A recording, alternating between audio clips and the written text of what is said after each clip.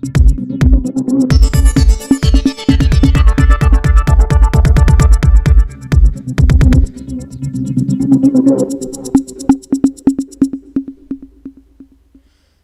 heures passées de 20 minutes, mesdames et messieurs, bienvenue dans les JT des JT de ce jeudi 28 mars 2023. On va le démarrer avec 829 665 voix. C'est par Bassirou Diomaye Faye Amadouba. La coalition Diomaye Faye donc a remporté les élections avec 54,28% des suffrages. La Commission nationale de recensement des votes rendus publics les résultats provisoires ce mercredi. Résultats annoncés par le premier vice-président de la Cour d'appel de Dakar, Amadou Diouf. Je vous propose de l'écouter. Qui était là avec nous pour le compte de El Hadji Mamadou Diao et Amadou Ba, qui représentait Bassirou Diomaye Faye.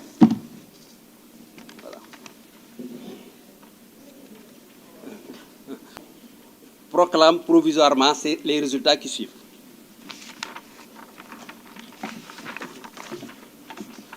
Nombre d'électeurs inscrits 7 371 890. Nombre de votants 4 519 253. Nombre d'enveloppes trouvées dans les urnes 4 519 253. Nombre de bulletins nuls 33 991. Nombre de suffrages valablement exprimés 4 485 165. Voilà. Le taux de participation a été arrêté à 61,30%. En conséquence, les suffrages ont été répartis ainsi que suit. Boubacar Kamara, 23 359, soit 0,52%. Cheikh Tidiane, 34%. Déthié Fall, 15 836 000 voix, soit 0,35%.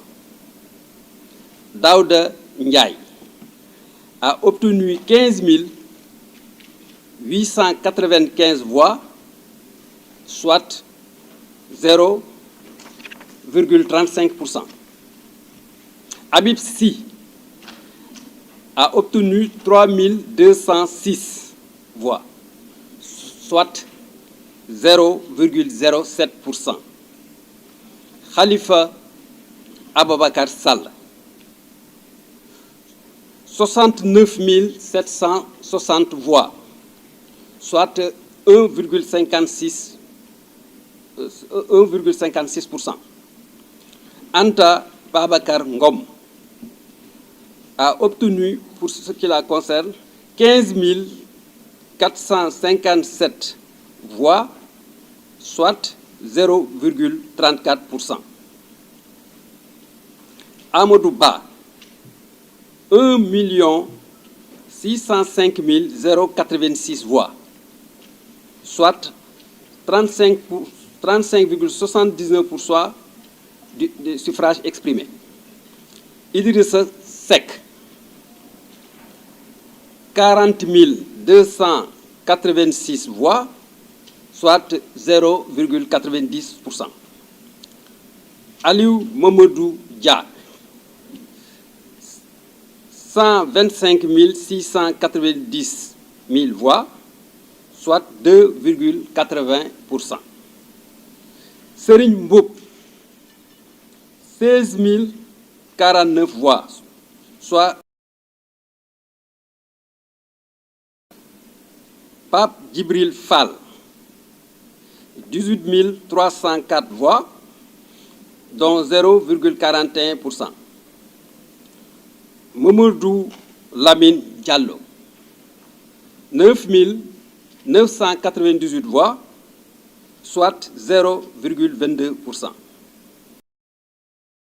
Mohamed Boun Abdallah Dionne, 8435 voix, soit 0,19%. El Hadj Malick Gakou, 6343 voix, soit 0,14%.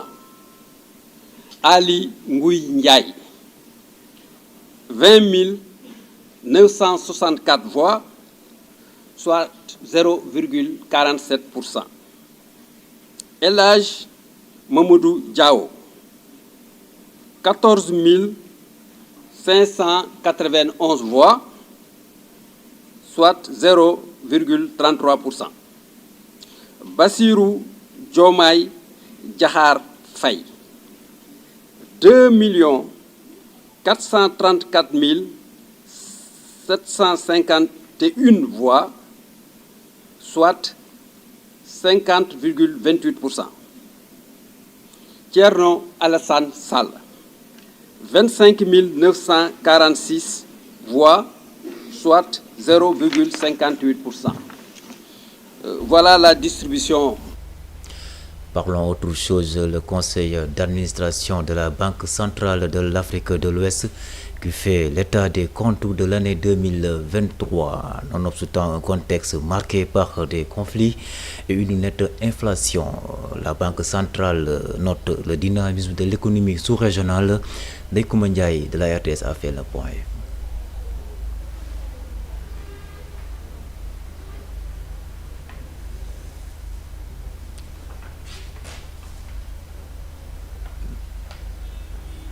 Voilà, nous y reviendrons dans quelques instants de nos éditions.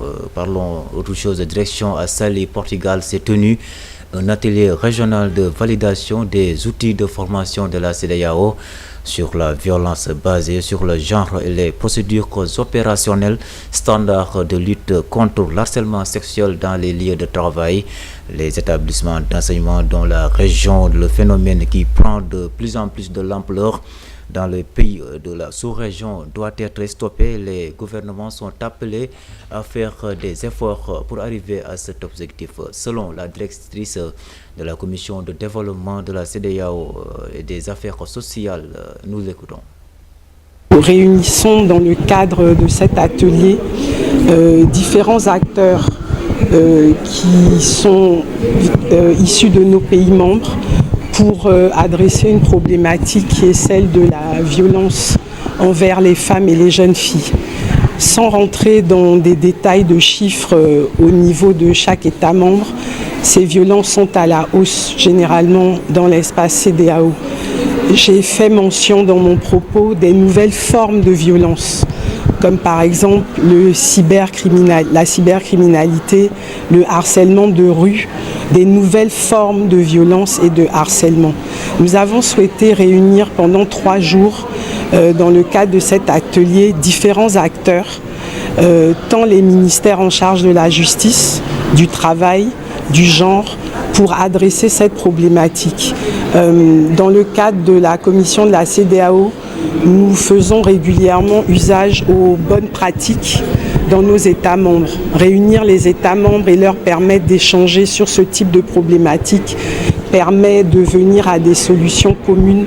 L'objectif aujourd'hui, c'est de parvenir à la validation des outils qui permettront d'adresser cette problématique au plan régional dans la sous-région.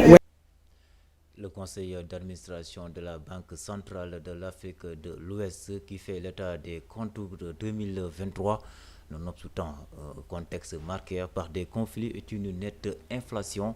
La Banque centrale note le dynamisme de l'économie sous-régionale. Ndeykoumba Ndiaye de la RTS a fait le point.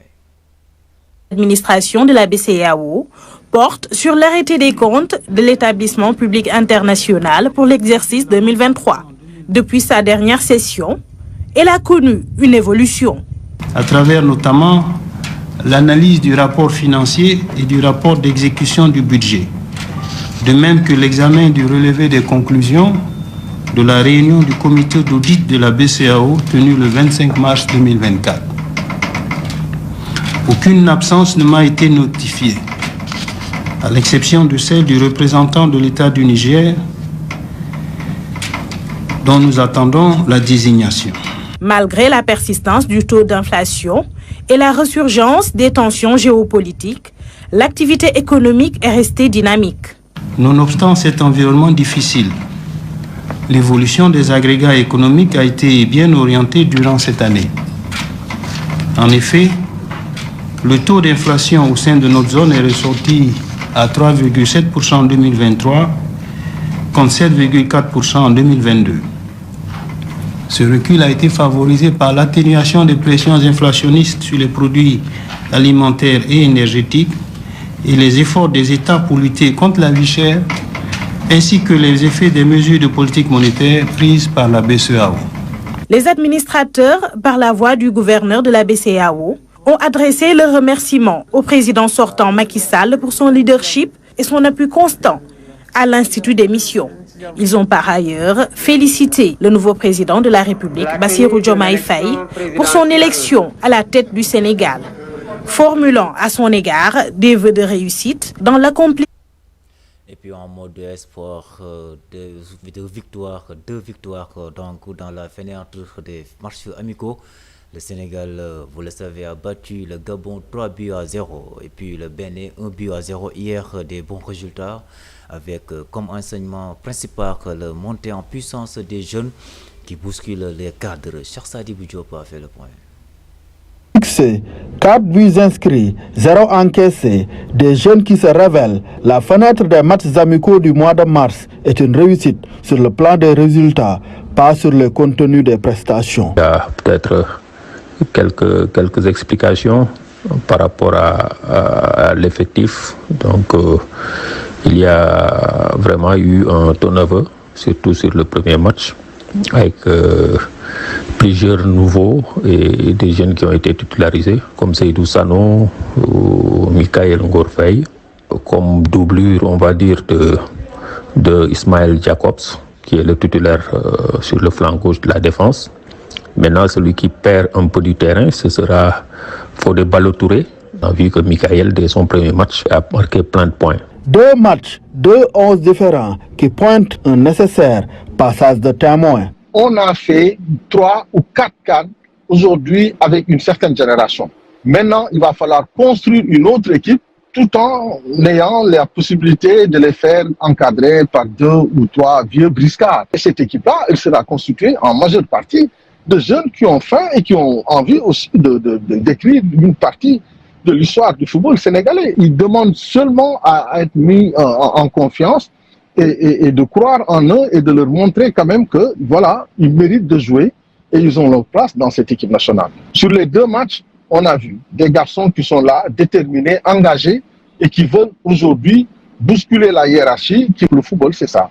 C'est la fin d'un cycle pour certains et d'autres. Donc, c'est un renouvellement et c'est une remise en question en permanence. Pour les échéances futures, le sélectionneur Aliou Cissé a en tout cas l'embarras du choix entre cadres et jeunes qui montent.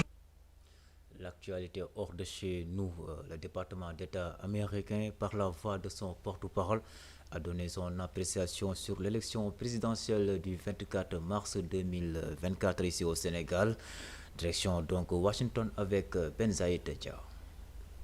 Élection présidentielle au Sénégal, le porte-parole du département d'État, M. Matthew Miller, a apporté cette réponse.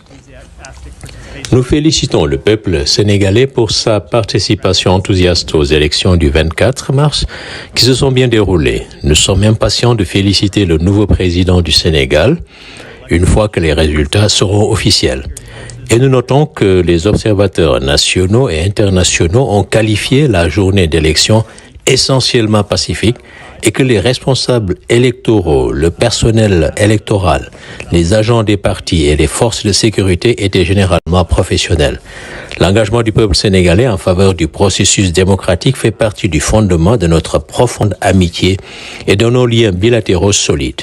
Alors oui, lorsque vous posez la question de savoir si nous sommes satisfaits de la manière dont cela s'est déroulé, écoutez, vous avez eu, il y a plusieurs mois, il y a 1 mois, 6 semaines, je ne me souviens plus du moment exact, une suspension potentielle des élections.